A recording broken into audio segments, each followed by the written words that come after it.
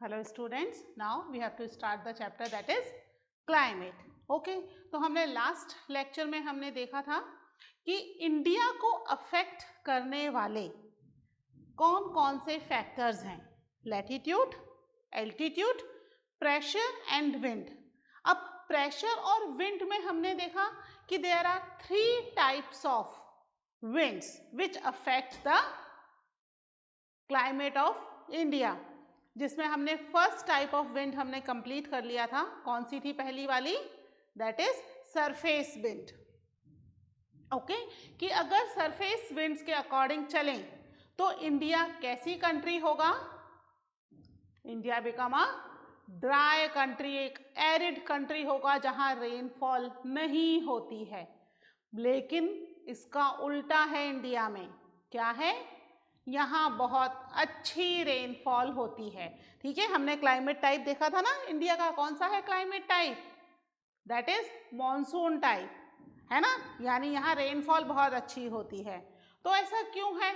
Surface winds जो हैं वो इंडिया के अंदर लैंड एरिया से एंटर हो रही हैं। That's why India has a dry climate, है ना। लेकिन ऐसा नहीं है। अब ऐसा क्यों नहीं है? This is because of the upper air circulation. ठीक है, तो हम अपना वही टॉपिक कंप्लीट कर रहे हैं आज, that is pressure and winds. ठीक है, तो इसमें सरफेस विंड्स जो हैं, ये डायग्राम हो गया अर्थ का, 0 डिग्री पर इक्वेटर हो गया और यहाँ पर हो गया 23.5 डिग्री पर। क्या है ये? This is tropic of cancer. इधर लिख देती हूँ मैं, वैसे आपको पता ही है क्या है ये, है ना। हम इतनी बार ड्रॉ कर चुके हैं इसको कि अब तो हमें याद हो जाना चाहिए। ठीक है, और यहाँ पर इंडिया की कंडीशन कहाँ है? That is in this side, here is India's located, जिसमें ऊपर की तरफ क्या है? दैट इज हिमालय, और नीचे तीनों साइड में क्या है? That is bay of Bengal,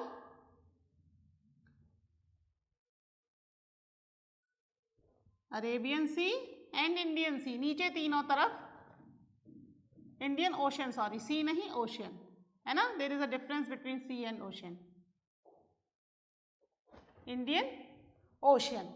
ठीक है, तो इंडिया की लोकेशन कुछ ऐसी है कि ऊपर से हिमालय है, नीचे तीनों तरफ वाटर बॉडी से घिरा हुआ है। ठीक है, अब हम बात करें विंटर्स की। विंटर्स में क्या हो रहा है इंडिया के अंदर? अच्छा, एक चीज और ध्यान रखिएगा कि नदर्न हेमिस्फीयर, ये ऊपर वाला कौन सा है? दैट इज नदर्न हेमिस्फीयर, है ना, और नीचे वाला कैसा है? This is southern hemisphere. ठीक है, ये आपको पता है। और क्लाइमेट जो है, या हम कह सकते हैं कि सन की जो रेज आ रही हैं वो दोनों में हमेशा क्या रहेंगी? ऑपोजिट रहेंगी, क्योंकि अर्थ टिल्टेड है। यानी जब नदर्न हेमिस्फीयर वाला पार्ट अर्थ की सन की तरफ झुका हुआ है, that time northern hemisphere will receive more light, more sunlight, और सदर्न हेमिस्फीयर उस समय क्योंकि ऐसे टिल्टेड है ना, तो ये वाला पार्ट पीछे की तरफ है, तो यहाँ पर सनलाइट नहीं आ रही है ना, या कम आ रही है। ठीक है, वहीं जब अर्थ मूव होकर के दूसरी तरफ चली जाएगी, earth is revolving around the sun ना, मूव होकर दूसरी तरफ चली जाएगी तो भी अर्थ तो टिल्टेड है, तो ये वाला पार्ट सन के सामने आ जाएगा और नदर्न हेमिस्फीयर वाला पार्ट सन से दूर हो जाएगा। अभी विंटर्स चल रहे हैं, कौन सी सिचुएशन है अर्थ की? सन के सामने इस तरीके से, तो सदर्न हेमिस्फीयर वाला पार्ट सन के सामने है ना। तो इस समय सदर्न हेमिस्फीयर पे सनलाइट ज्यादा है, नदर्न हेमिस्फीयर पे सनलाइट कम है। समझ में आई इतनी बात? पता है ये चीजें आपको, है ना। तो इस समय नदर्न हेमिस्फीयर पे सनलाइट कम आ रही है। कम आने की वजह से क्या होगा?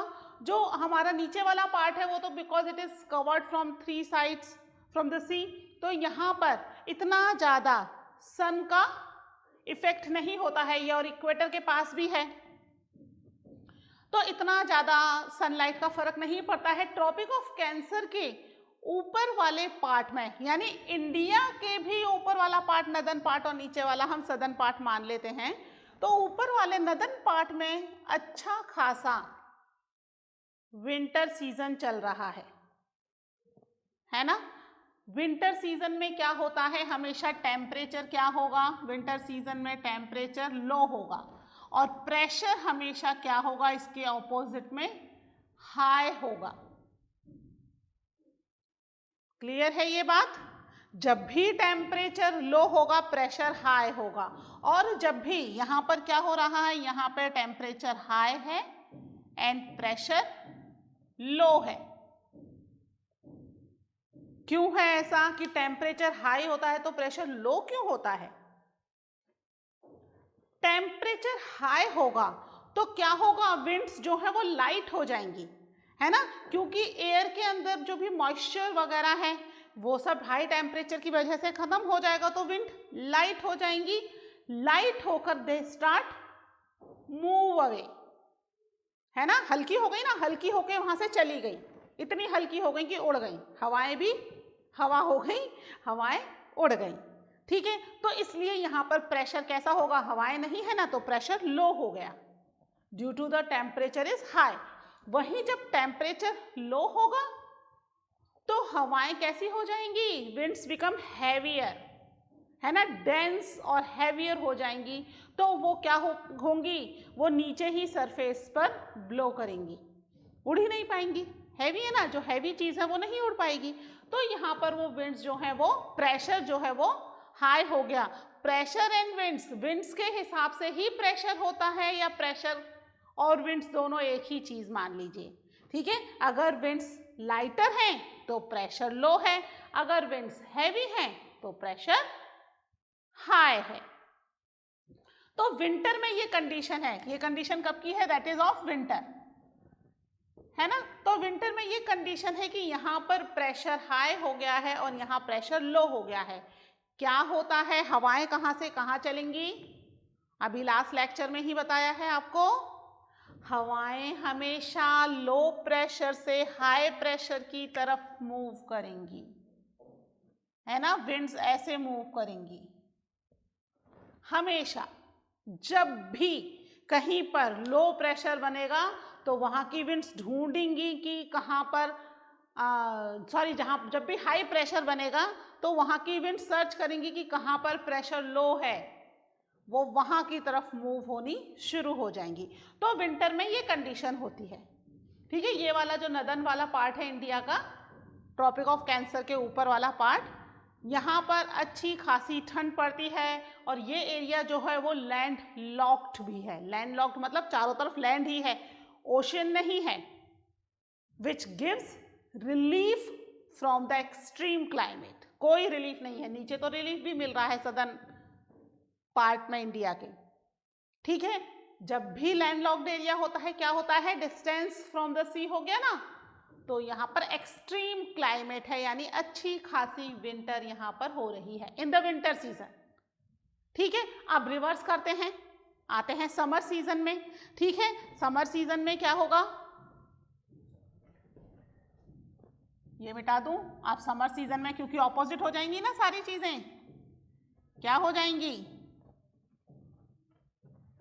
प्रेशर कहाँ हो जाएगा, अच्छी खासी गर्मी पड़ती है इंडिया में, बहुत अच्छी, पता है ना कहाँ पर पड़ती है, वो भी नदर्न हेमिस्फीयर में पड़ती है। इसका भी रीजन यही है कि नदर्न हेमिस्फीयर लैंडलॉक्ड है ना, वहां पर रिलीफ देने के लिए विंड्स नहीं आ रही हैं, सी ब्रीज नहीं आ रही हैं। तो अब हम बात करते हैं समर की, क्योंकि समर के बाद ही तो आता है मॉनसून, है ना, समर के बाद ही रेनफॉल आता है। ओके, तो अब यहां पर नदर्न पार्ट में, इंडिया के नॉर्थ में, इंडिया का जो ऊपर वाला पार्ट है ना ये नॉर्थ है, नीचे वाले को साउथ, ये साउथ हेमिस्फीयर नहीं है, कंफ्यूज मत होना, इंडिया पूरा का पूरा नदर्न हेमिस्फीयर में ही है। बस हमने इसको दो पार्ट में डिवाइड कर दिया। किसी भी जगह का ऊपर वाला पार्ट नॉर्थ और नीचे वाला साउथ होता है। तो ये ट्रॉपिक ऑफ कैंसर ने इंडिया को डिवाइड कर रखा है 2 पार्ट्स में, अप्रोक्सीमेटली इक्वल, बिल्कुल इक्वल नहीं, अप्रोक्सीमेटली, है ना। तो ऊपर वाला पार्ट नॉर्थ है, यहाँ पर क्या हो गया, समर सीजन में। अब हम बात कर रहे हैं समर की, ठीक है। समर में अच्छा खासा यहाँ पर हुआ टेम्परेचर हाई, 50 डिग्री तक टेम्परेचर पहुंच जाता है कुछ कुछ एरियाज का, तो है ना, इतना ज्यादा हाई प्रेशर हो गया, हाई टेम्परेचर हो गया, और प्रेशर क्या हो गया यहाँ पे, वेरी वेरी लो, बहुत ज्यादा लो।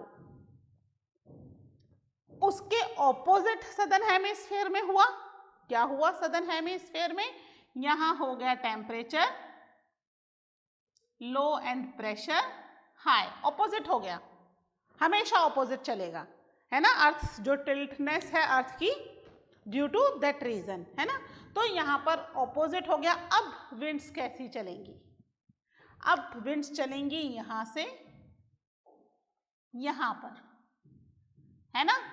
विंड्स का जो एंगल है वो चेंज हो गया, क्योंकि अब यहां बहुत ज्यादा लो प्रेशर बना हुआ है, very low pressure. Due to that low pressure यहां पर चलने वाली विंड्स जो है, यहां पर मोस्ट ऑफ पार्ट में क्या है, ओशन ही तो है। इधर की तरफ अफ्रीका है, यहाँ छोटा सा ऑस्ट्रेलिया है और कुछ आइलैंड्स हैं, New Zealand and few more islands. बाकी क्या है, पूरा का पूरा इधर की तरफ ओशन ही ओशन है। यहाँ पर जो प्रेशर क्रिएट होगा या यहाँ से जो विंड्स मूव होकर के आएंगी, उनमें क्या होगा, उनमें अच्छा खासा मॉइस्चर होगा, क्योंकि वो विंड्स ओशन के ऊपर बन रही हैं, है ना। लैंड के ऊपर बनने वाली विंड्स में मॉइस्चर नहीं होगा, कहाँ से आएगा, लैंड से मॉइस्चर थोड़ी मिलेगा, मॉइस्चर तो वाटर से मिलेगा। यहाँ पर पूरी वाटर बॉडी है, ठीक है। ये जो कुछ पार्ट है दैट इज ये अफ्रीका का कुछ पार्ट है यहाँ पे, और यहाँ एक ऑस्ट्रेलिया है, यहाँ पर मेडागास्कर है, एक न्यूजीलैंड है, और थोड़े से छोटे छोटे कुछ और 2-4 आइलैंड्स हैं, ठीक है। कोई खास मेजर वाटर बॉडी नहीं है। तो क्या हो रहा है यहाँ पर, क्योंकि टेम्परेचर लो और प्रेशर हाई है, तो विंड्स जो हैं इट स्टार्ट मूविंग। वैसे तो इन्हें ऐसे मूव हो जाना चाहिए, है ना, लेकिन क्योंकि यहाँ का लो प्रेशर, ये जो लो प्रेशर है ये इन्हें अपनी तरफ अट्रैक्ट कर रहा है, बुला रहा है ना। क्योंकि यहाँ की विंड्स क्या हो गई हैं, लाइट हो गई हाई टेम्परेचर की वजह से, एंड दे मूव अवे। गर्मियों में देखा है ना कितनी हवा चलती है, बहुत आंधी चलती है, क्योंकि हवा बहुत हल्की है ना, इसलिए इतनी विंड्स ब्लो होती हैं।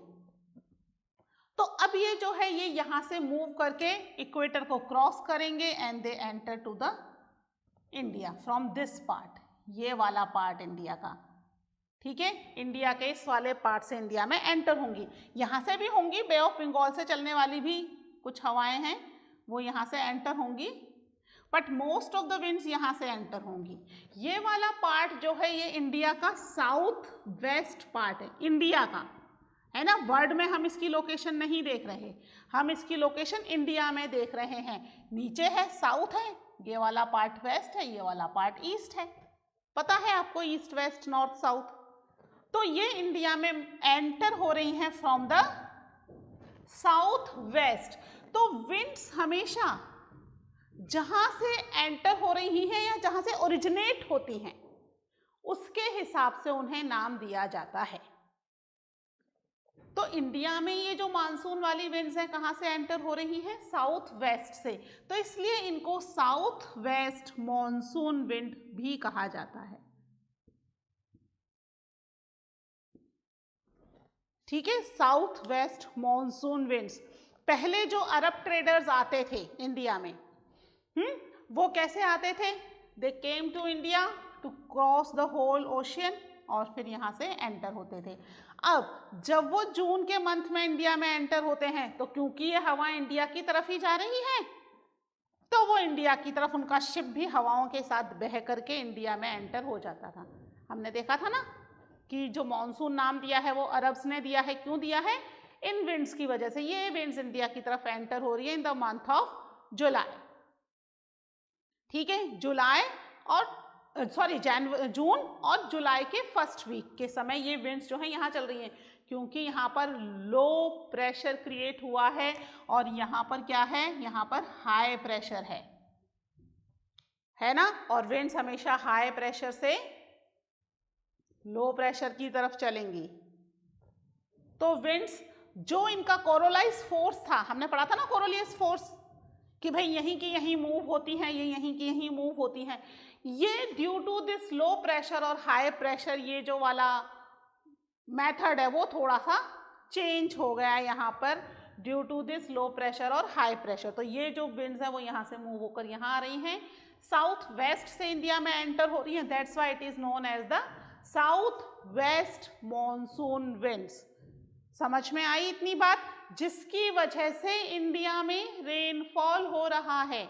आपने देखा होगा ना, कई बार न्यूज़पेपर में भी आता है, न्यूज़ चैनल्स में भी आता है कि इस बार जो मॉनसून विंड्स हैं वो इंडिया में 5 जून तक एंटर होंगी, 15 जून तक, या इस बार तो मॉनसून थोड़ा लेट हो गया है, जुलाई तक आएंगी ये मॉनसून विंड्स।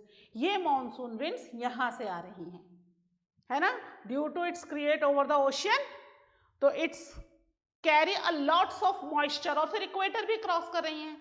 इक्वेटर पर क्या है, बहुत गर्मी है ना, डायरेक्ट सनरेज आ रही है। इस गर्मी की वजह से यहाँ पर बहुत ज़्यादा मॉइस्चर कलेक्ट हो गया। तो जब ये विंड्स यहाँ से जा रही हैं तो यहाँ पर जो इक्वेटर के आसपास जो क्लाउड्स बने हुए हैं उन्हें भी अपने साथ लेकर के इंडिया की तरफ एंटर हो रही हैं, जिससे इंडिया में अच्छी खासी रेनफॉल हो रही है। ठीक है, और ये मॉनसून विंड्स ऐसे इंडिया में एंटर हो जाती हैं। तो कोरोलिस फोर्स के बावजूद भी इंडिया एक ड्राई या एरिड कंट्री नहीं है, due to it creates a low pressure zone in its north, है ना। तो यहाँ हाई प्रेशर जोन की विंड्स यहाँ पर मूव होकर के आ रही है। अंडरस्टूड दिस मच, ये समझ में आया। इंडिया में रेनफॉल का रीजन है, ये एक मेजर रीजन है, और भी रीजंस हम पढ़ेंगे अभी। ये एक मेजर रीजन है जिसकी वजह से इंडिया में रेनफॉल हो रही है। ठीक है, इतना समझ में आया। चलिए, जो विंड्स है उसका नाम याद रखना, कौन सी विंड्स, कई बार ऑब्जेक्टिव टाइप में आता है, which winds are responsible for the rainfall in India या monsoon in India, that is south west wind, है ना। इसको मैं रब कर रही हूं, ये सब दोबारा बनाना पड़ेगा। तो अब हम देखते हैं कि अपर एयर सर्कुलेशन जो है उसमें क्या हो रहा है। ये सारी विंड्स तो ट्रोपोस्फेयर में ही चल रही हैं, पढ़ा हुआ है ट्रोपोस्फेयर। हाँ, ट्रोपोस्फेयर होता है नीचे सबसे जो लोअर लेयर है, उसके बाद क्या होता है, स्ट्रेटोस्फेयर, है ना। तो अब वापस से इसको बना देते हैं पहले तो, ठीक है। आइए वापस से हमारा जो इंडिया का हाफ पार्ट अपर और हाफ पार्ट लोअर, इसको थोड़ा बड़ा, ठीक है। तो अब जो अपर एयर सर्कुलेशन है वो किस में चलेगा, वो स्ट्रेटोस्फेयर में चलेगा, ट्रोपोस्फेयर से ऊपर जाकर के। ठीक है, ट्रोपोस्फेयर होता है, थोड़ी सी इनिशियल जानकारी दे देती हूं आपको। ट्रोपोस्फेयर होता है, इसके ऊपर स्ट्रेटोस्फेयर होता है। सारे लेयर्स नहीं बताऊंगी, जितना हमें जरूरत है उतना ही बताऊंगी, ठीक है। इन दोनों के बीच में एक स्ट्रेटो पॉज होता है, ठीक है। यानी कि नीचे जो एटमॉस्फेयर है वो स्ट्रेटोस्फेयर में आ जाएगा, उसके बाद का सॉरी ट्रोपोस्फेयर में आ जाएगा, उसके बाद का स्ट्रेटोस्फेयर में आ जाएगा। इन दोनों के बीच में बहुत ही एक पतली लेयर होती है जो इन दोनों को सेपरेट करती है, उसको कहते हैं स्ट्रेटोपॉज। ये क्या है, यहाँ पर टेम्परेचर में बहुत ज़्यादा कोई चेंजेस नहीं होते हैं, यानी जो विंड्स हैं वो सेम रहती हैं, कोई ज़्यादा खास हलचल नहीं होती है स्ट्रेटोपॉज में, ठीक है। इसीलिए तो किसको क्या कह रहे हैं, इसको पॉज, यहाँ पर सब कुछ पॉज है, एवरीथिंग इज पॉज। और स्ट्रेटोस्फेयर से जस्ट पहले है तो इसको स्ट्रेटोपॉज बोलते हैं। ऐसे ही इसके ऊपर मेसोस्फेयर है ना, तो स्ट्रेटोस्फेयर और मेसोस्फेयर के बीच में फिर एक मेसोपॉज होता है ना, पॉज कहते हैं उसको, क्योंकि यहाँ पर ज्यादा हलचल नहीं है टेम्परेचर की और दूसरी विंड्स, प्रेशर वगैरह, कोई हलचल नहीं है, एवरीथिंग इज पॉज। ठीक है, तो ये समझ में आया। इसके ऊपर होता है मेसोस्फेयर, फिर होता है इसमें एक thermosphere, ionosphere and exosphere. 5 spheres होते हैं, है ना। आयनोस्फेयर या thermosphere is the same thing.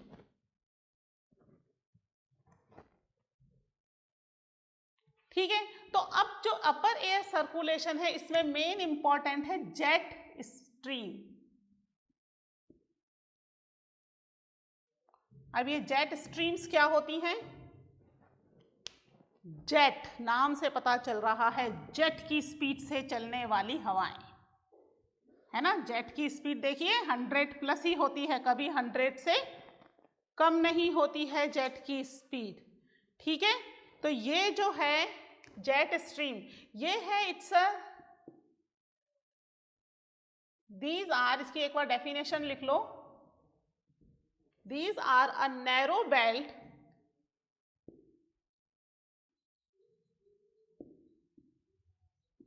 ठीक है, एक नैरो बेल्ट है ऑफ हाई एल्टीट्यूड,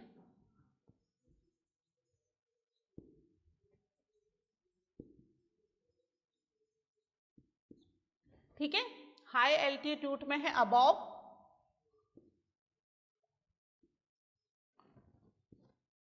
ट्रोपोस्फेयर, ठीक है, अबव 12,000 मीटर, वेस्टर्ली विंड्स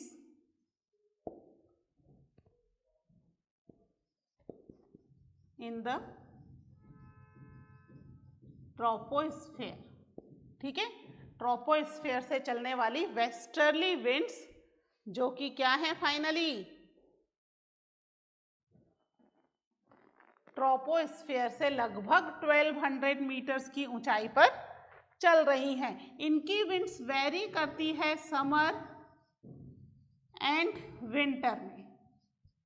क्या होता है, समर में 110 किलोमीटर पर आवर की स्पीड से चल रही है और विंटर में चल रही है 184 किलोमीटर पर आवर। ठीक है, यानी कि समर में इनकी स्पीड कम है और विंटर में इसकी स्पीड ज्यादा हो जाती है, बढ़ जाती है, इसीलिए ये जेट स्ट्रीम्स हैं, जेट की स्पीड से 100+ स्पीड से ही चलती हैं। ठीक है, बहुत सारी अलग अलग तरह की जेट स्ट्रीम्स चलती है, यानी ट्रोपोस्फेयर से 1200 मीटर्स की ऊंचाई पर बहुत सारी तरह की हवाएं चल रही हैं, कंटिन्यूस विंड्स ब्लो हो रही है, अपर एयर सर्कुलेशन। ठीक है, तो ये भी इंडिया के क्लाइमेट को अफेक्ट करता है, क्योंकि अपर एयर सर्कुलेशन में चलने वाली हवाएं नीचे चलने वाली, क्योंकि स्पीड तेज है ना, बहुत तेज, तो इसलिए नीचे चलने वाली हवाओं को भी अपने साथ कई बार मूव करवा देती हैं, अपने साथ मोड़ लेती हैं। इसकी वजह से इंडिया में 2 स्पेशल जेट स्ट्रीम्स हम पढ़ते हैं। ठीक है, एक जेट स्ट्रीम जो यहाँ से चल रही है, ठीक है, इस तरह से, दूसरी जेट स्ट्रीम्स जो यहाँ से चल रही है, ठीक है, इस तरह से। अब आप बताइए ऊपर वाली जेट स्ट्रीम कहाँ से ओरिजिनेट हो रही है, कौन सा साइड है? दिस इज वेस्ट, तो हम इसको कहेंगे वेस्टर्ली, वेस्टर्ली जेट स्ट्रीम। और ये वाली कहाँ से ओरिजिनेट हो रही है? फ्रॉम द ईस्ट, क्या कहेंगे इसको? ईस्टर्ली जेट स्ट्रीम, है ना। नाम हमेशा हवाओं के नाम कहाँ से रखेंगे?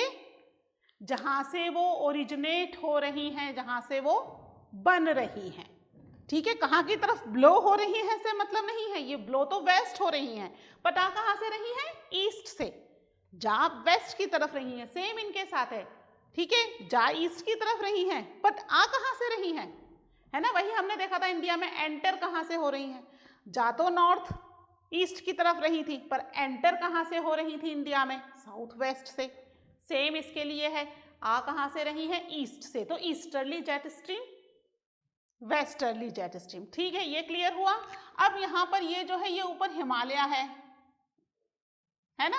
अब ये जो विंड्स चल रही हैं, चल तो बहुत ऊंचाई पर रही हैं, हिमालय से नहीं टकराएंगी, हिमालय तो उससे बहुत नीचे रह गया, 12,000 मीटर की ऊंचाई पर है ना, तो हिमालय से टकराने का सवाल तो उठता ही नहीं है। लेकिन इसकी वजह से नीचे चलने वाली हवाएं इन्फ्लुएंस हो रही हैं, इतनी तेज स्पीड से चल रही है ना, इसलिए तो नीचे चलने वाली हवाएं, फिर यहाँ पर आपने देखा होगा देयर इज यहाँ पर क्या है, एशिया वो है, यूरोप है, ठीक है, इधर पूरा यूरोप है, पाकिस्तान है, ठीक है, some part of the Asia है, यहाँ पर एक मेडिटेरियन सी है ना, मेडिटेरियन सी के ऊपर थोड़ा बहुत मॉइस्चर कलेक्ट हो जाता है इन द विंटर ऑल्सो, जैसे विंटर स्विच हो रहा है ना, तो विंटर में भी थोड़ा सा मॉइस्चर कलेक्ट हो जाता है, तो ये हवाएं अपने साथ वो मॉइस्चर ले आती हैं। अब क्योंकि क्लाउड्स तो हैवी हैं, तो वो ऊंचे ज़्यादा नहीं जाएंगे, वो नीचे ही रहेंगे, तो वो क्लाउड्स इन हवाओं की वजह से मूव होकर इधर आते हैं, इंडिया में भी एंटर होते हैं, बट आगे नहीं जा पाते due to this Himalaya, Himalaya से टकराते हैं, वापस इधर आते हैं, यहाँ रेनफॉल करते हैं इस वाले पार्ट में, है ना, राजस्थान, उत्तर प्रदेश, पंजाब, दिल्ली, बिहार, ये वाला कुछ एरिया है जहाँ ये रेनफॉल करते हैं, पूरे इंडिया में नहीं करते। This is known as mawat rainfall, ठीक है। कौन सी रेनफॉल कहलाती है ये, मैं यहाँ ऊपर लिख देती हूँ, वैसे अभी मावट की रेनफॉल होगी अभी एक बार, है ना, मावट रेनफॉल कर रहे हैं ये वाले क्लाउड्स, ठीक है। अब जो नीचे चल रही हैं उनकी बारे में बात करते हैं। ईस्टर्ली जेट स्ट्रीम इधर से आ रही हैं, इधर की तरफ हमारा कोस्ट है बे ऑफ बंगाल का, है ना, कौन कौन से स्टेट हैं, आंध्र प्रदेश है, यहाँ पर उड़ीसा है, ठीक है, तमिलनाडु है, ऊपर की तरफ वेस्ट बंगाल आ जाता है। जब ये चल रही हैं तो यहाँ पर भी पूरा ओशियन है, ओशियन के ऊपर चलने वाली हवाएं बहुत तेज स्पीड से चलती हैं, इतनी तेज स्पीड से चल रही हैं, प्लस ये ईस्टर्ली जेट स्ट्रीम और इनको तेज स्पीड से करके इधर की तरफ ला रही है, तो यहाँ पर साइक्लोनिक कंडीशन बन जाती है, साइक्लोन आने लग जाता है। हर साल आपने देखा होगा अक्टूबर और नवंबर मंथ में इस एरिया में साइक्लोन हिट करता है, ठीक है, हमने पढ़ा था ना westerly jet stream and tropical cyclone, tropical है ना, ट्रॉपिक ऑफ कैंसर से नीचे की तरफ है, ट्रॉपिक ऑफ कैंसर से नीचे का ये वाला रीजन क्या कहलाता है, ट्रॉपिक रीजन कहलाता है, ठीक है। तो ये वाली हवाएं यहाँ क्या करेंगी, साइक्लोन ले आती हैं ईस्टर्ली जेट स्ट्रीम से। Every year this region affect with the cyclone, हर साल अक्टूबर नवंबर में आता ही है, ठीक है। तो ये जो है विंड्स, अपर एयर सर्कुलेशन की विंड्स भी इंडिया को अफेक्ट करती हैं, ठीक है, समझ में आ गया इतना। आगे हम पढ़ेंगे इसके बारे में in the next lecture. Okay, till then take care, bye.